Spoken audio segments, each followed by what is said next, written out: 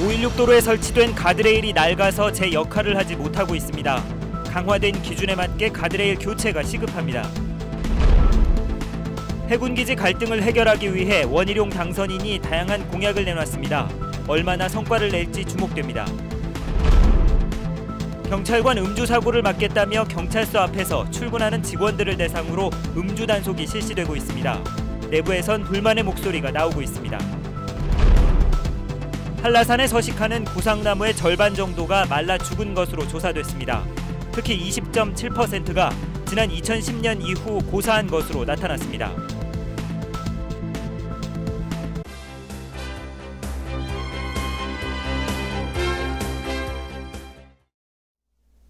여러분 안녕하십니까? 뉴스데스크 최주입니다. 한라산 516 도로에서 시외버스가 도로 옆 숲으로 떨어지면서 승객 30여 명이 다치는 사고가 어제 저녁 발생했는데요. 차량 추락을 막기 위한 가드레일이 있었지만 무용지물이었습니다. 김찬현 기자입니다. 시외버스가 도로 옆 숲속에 처박혔습니다. 버스가 들이받은 가드레일은 부서졌고 나무도 통째로 쓰러졌습니다. 어제 저녁 6시 50분쯤 516 도로 숲터널 부근에서 시외버스가 도로 옆으로 떨어져 47살 장모 여인 등 승객 30여 명이 다쳤습니다. 손들을 많이 돌려보니까 차 조금 기울어지더라고요. 거기서 계속 정신을 못 잡아가지고. 차량 추락을 막기 위해 이렇게 도로변에는 가드레일이 설치돼 있었지만 충격을 이기지 못하고 10m가 넘는 간격의 가드레일이 모두 찢겨져 통째로 뽑혀나갔습니다. 가드레일이 제 역할을 하지 못한 겁니다. 정부는 대형 추락 사고가 잇따르자 2년 전 가드레일 설치 기준을 대폭 강화했습니다. 하지만 516 도로에 설치된 13.6km 길이의 가드레일은 대부분 2000년대 초반에 설치돼 낡을 대로 낡았지만 새 규정에 맞게 교체되지 않았습니다. 교통안전공단이라든가 합동 조사해가지고 저희들이 또 보완할 게 있으면 보완하고 그렇게 개선해 나가겠습니다. 이거는. 올 들어 516 도로에서 발생한 교통사고는 20건. 도로 구조나 운전자들의 부주의만 탓할 게 아니라 안전시설 보완이 시급해 보입니다. MBC 뉴스 김찬현입니다. 원희룡 제주지사 당선인의 새도정 준비위원회가 자문위원회를 구성했습니다. 위원장에는 양원찬, 김만덕 기념사업회 대표가 선임됐고 김태환 전 지사와 고충석 전 제주대 총장 등 상임 고문 15명과 자문위원 195명이 도민 대통합과 중국 자본 대응 방안 등 당선인의 공약을 자문하게 됩니다. 또 새도정 준비위원회 기획조정위원장에는 김경택 전 정무부지사가 선임됐고 도민 제안과 민원을 수렴할 도민위원 38명도 선임됐습니다. 원희룡 제주도지사 당선인은 심각한 해군기지 갈등을 해결하기 위해 다양한 공약을 내놨습니다. 협치를 내세우면서 갈등을 풀겠다는 구상이 얼마나 효력을 거둘지 주목됩니다. 현재훈 기자가 보도합니다. 해군기지 공사가 빠르게 진행되면서 현재 항만공사 공정률이 71%를 보이는 가운데 내년 말 완공을 앞두고 있습니다. 하지만 강정 주민들의 반발은 수그러들지 않고 있습니다. 원희룡 당선인은 해군기지 건설 과정에서 잘못된 점을 바로잡겠다며 강정마을회가 중심이 된 철저한 진상조사 등 5가지 방안을 약속했습니다. 강정마을회만 준비가 된다면 저는 언제든지 바로 강정마을의 현안을 진행시키기 위한 대화도 준비가 돼 있고 일을 할 준비가 돼 있다는 것을 말씀을 드립니다. 하지만 강정마을회는 조사 결과에 따라 해군기지 백지화 등 근본적인 해법이 빠져 있다며 공약의 진정성을 의심하고 있습니다. 해경을 해체하겠다고 박근혜 정부가 지금 이야기하고 있지 않습니까? 잘못된 것은 올바로 바로 잡아야 된다. 지금 마찬가지로 해군기지도 추진 이 과정이 잘못됐으면 그것도 마찬가지 백지화시키지 못하지 않다고 봅니다. 또 제대로 온 진상조사를 위해서는 마을 주민이 아닌 제주도지사가 주체가 돼야 한다는 겁니다. 강정마을 이 주민들이 이렇게 진상조사의 주체가 되어서는 그 어떤 것도 명백하게 밝혀내기 힘든 정보에 접근하기 어렵다라는. 새도정 인수위에 해군기지 유치에 관여했던 공무원들이 합류한 것도 주민들의 불신을 더욱 키우고 있습니다. 해군기지 건설을 둘러싼 올바른 진상조사와 주민 갈등 해소는 원희룡 당선인이 강조하는 협치의 첫 시험대가 되고 있습니다. MBC 뉴스 현재훈입니다. 원희룡 제주도지사 당선인 새도정준비위원회는 성명을 통해 문창구 국무총리 후보자는 제주 4.3이 폭동이라는 발언을 사과하고 역사인식에 대한 명백한 입장을 표명하라고 요구했습니다. 새도정위원회는 문 후보자를 국무총리로 지명한 박근혜 대통령은 4월 3일을 국가추념일로 지정했다며 4.3 중앙위원장을 맡아야 할 국무총리가 왜곡된 역사 인식을 갖고 있다는 것은 심각한 문제라고 밝혔습니다. 경찰서 앞에서 매일 아침 출근하는 직원들을 대상으로 음주 측정이 벌어지고 있습니다. 경찰관 음주 사고를 예방하겠다는 건데 과연 합리적인 방식인지 내부에서 불만의 목소리가 나오고 있습니다. 이소연 기자가 보도합니다.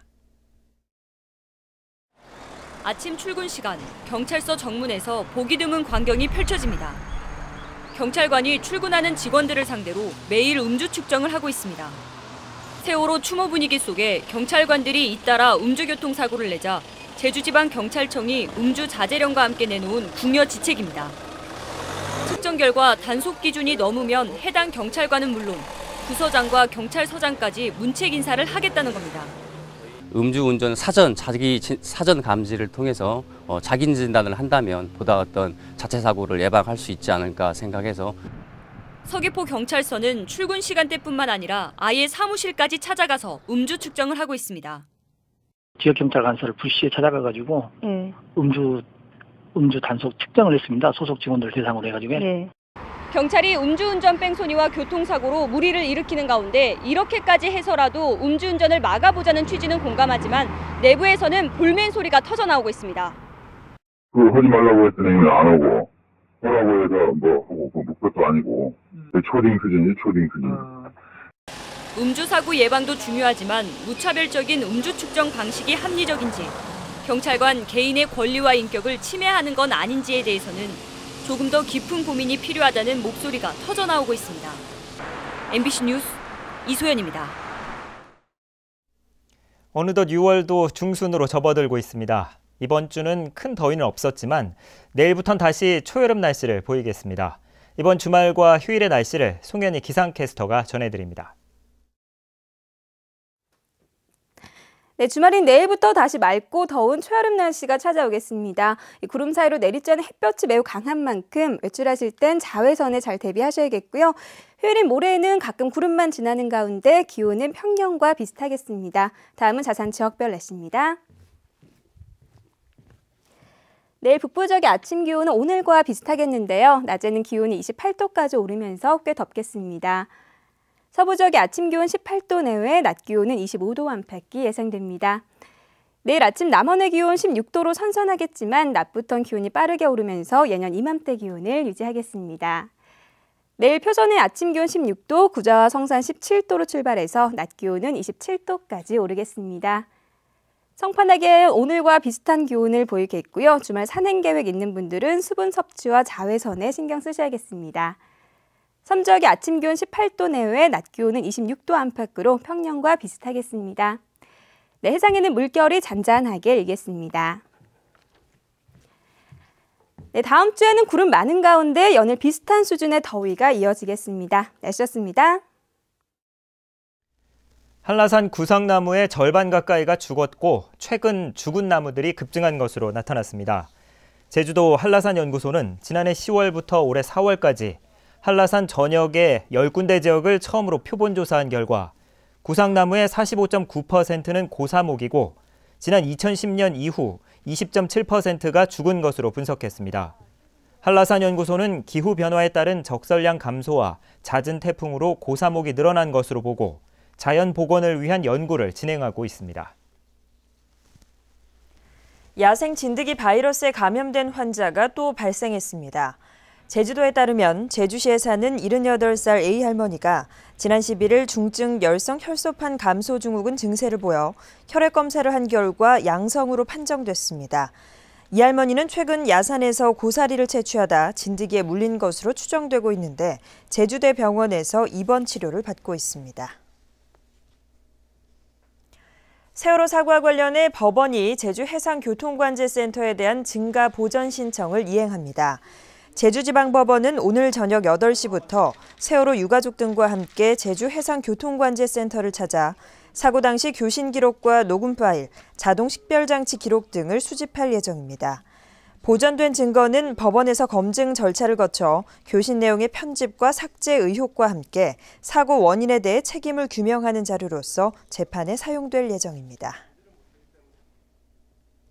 제주지방법원은 여객선의 화물을 과적하고 이를 은폐한 혐의로 항운노조 위원장 57살 전모 씨와 모 해운 대표 62살 김모 씨에 대한 구속영장을 발부했습니다. 법원은 화물 과적이 세월호 사고의 한 원인으로 알려지는 등 사안이 중대하다고 이유를 밝혔습니다. 전 씨 등은 이미 구속된 항운노조원과 해운조합 관계자 등 6명과 공모해 2011년부터 200여 차례에 걸쳐 제주 인천항로 여객선에 화물을 과적한 혐의를 받고 있습니다. 이성문 교육감 당선인이 현재 모든 초중학교에서 치르고 있는 재학력 갖추기 평가를 대폭 축소하겠다고 밝혔습니다. 이성문 당선인은 오늘 제주 MBC 시사진단에 출연해 재학력 평가에 모든 교육 과정이 맞춰져 다양한 수업을 할 수 없게 됐다며 3에서 5%의 학교만 표본으로 선택해 실시하겠다고 말했습니다. 또 4.3 기간에 맞춰 제주에서 전국 시도교육감 협의회를 열어 4.3 유적지를 수학여행 코스에 포함시키도록 요청하겠다고 말했습니다. 제주 MBC 시사진단 제주교육 변화와 혁신 이성문 당선인에게 듣는다는 오늘 밤 11시 20분에 방송됩니다. 제주시 도남주공 연립 재건축 사업이 탄력을 받고 있습니다. 제주시는 도남주공 아파트 재건축 조합 설립 추진위원회가 소유 주민 94%의 동의를 얻어 재건축 조합 설립을 인가했다고 밝혔습니다. 도남주공 재건축 조합은 앞으로 시공자를 선정한 뒤 건축 계획 심의 등을 거쳐 사업 시행 인가를 신청할 계획입니다. 한편 재건축을 추진 중인 이도주공 1단지는 지난 1월 조건부 재건축 판정을 받았고 이도주공 2, 3단지와 노형동 국민연립주택은 정밀 안전진단을 앞두고 있습니다. 세월호 사고로 연기됐던 제48회 제주 도민체전이 오늘 개막했습니다. 대회 첫날인 오늘 축구와 수영을 비롯해 12개 종목의 경기가 치러졌는데 역도 종목에서 14개의 대회 신기록이 나왔습니다. 이번 도민체전은 세월호 사고로 개막식을 생략하는 등 간소화해 치러지고 있습니다. 이번 체전은 모레까지 제주 시내 일원에서 열리며 34개 종목에 만여 명이 참가합니다. 제주 지역 실물 경제가 상승세를 보이고 있습니다.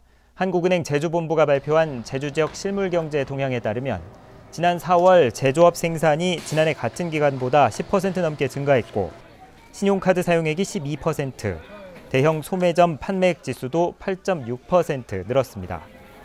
또 지난달 관광객은 세월호 사고 여파로 1.4% 줄었지만 취업자 수가 7.6% 증가하면서 실물 경제 상승세를 뒷받침했습니다. 제주지방법원 제2형사부는 특정 경제범죄 가중 처벌에 관한 법률 위반 혐의로 재판에 넘겨진 A업체 관계자 정모 씨에게 징역 3년, 대정농협 직원 45살 정모 씨에게 징역 2년을 선고하고 법정 구속했습니다. 또 B업체 관계자 김모 씨에게는 징역 1년 6월에 집행유예 3년을, 보조금 사업을 수행한 대정농협 조합장 강모 씨와 상무이사 58살 공모 씨에게는 각각 징역 2년에 집행유예 4년, 사회봉사명령 80시간을 선고했습니다. 이들은 서로 공모해 마늘공장 기계 설비비로 지원된 보조금 25억 원 가운데 5억 원을 해썹 인증 등 목적 이외로 사용한 혐의로 기소됐습니다. 뉴스데스크 제주였습니다. 여러분 고맙습니다.